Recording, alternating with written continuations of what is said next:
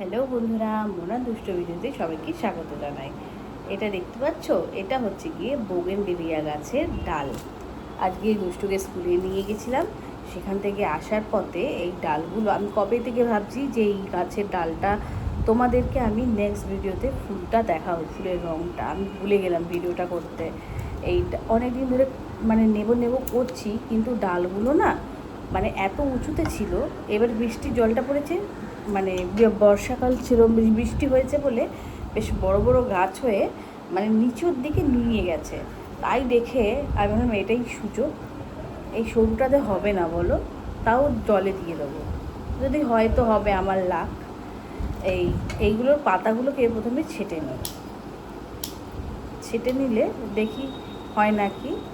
ফুলের রঙটা এত সুন্দর, নিজেকে আর কন্ট্রোল করতে পারলাম না।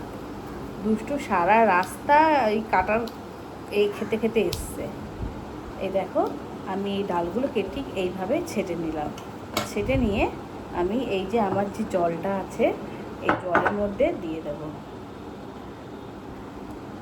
আচ্ছা বলে রাখি, একটু কিন্তু লক্ষ্য রাখতে হবে যে মুখটা নিচের দিকে আছে কিনা। অনেকগুলোই ডাল পেয়েছি, আমি জলের মধ্যে ভরে দিলাম। এটার মধ্যে আমার এই লাকি বাম্বু গাছের ডাল ছিল, এগুলোকেও ফুটে দেবো, মানে জলের মধ্যে দিয়ে দেবো। তার সাথে এই কাটা গাছগুলোকেও দিয়ে দেবো। তোমরাও এরকম করো নাকি আমাকে অবশ্যই কমেন্ট করে বলো।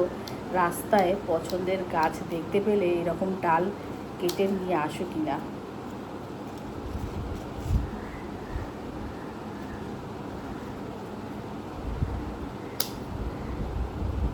এইগুলোকে সব পাতাগুলোকে ছেটে নিচ্ছি।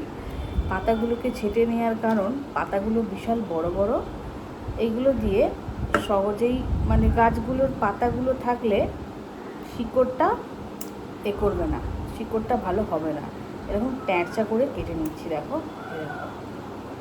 এবার এই জলের মধ্যে সব বসিয়ে দিই। বাবা, এই আর একটা ডাল।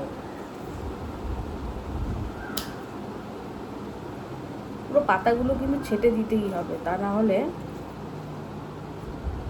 শিকড়টা বেরোবে না তাড়াতাড়ি। এই একটু ট্যাঁচা করে কেটে নিতে হবে, নিয়ে জলের মধ্যে বসিয়ে দিই। বাকি পরের আপডেট পরে দেব, দেখতে থাকো। আর এটা হচ্ছে গিয়ে সময়ের অপেক্ষা, যখন শিকড় হবে তোমাদেরকে আমি অবশ্যই দেখাবো যে শিকড় হয়েছে কি না। ভিডিওটা কেমন লাগলো আমাকে অবশ্যই কমেন্ট করে বলো। আর আমার চ্যানেলটা অবশ্য করেই সাবস্ক্রাইব করো। আজকের মতো টাটা।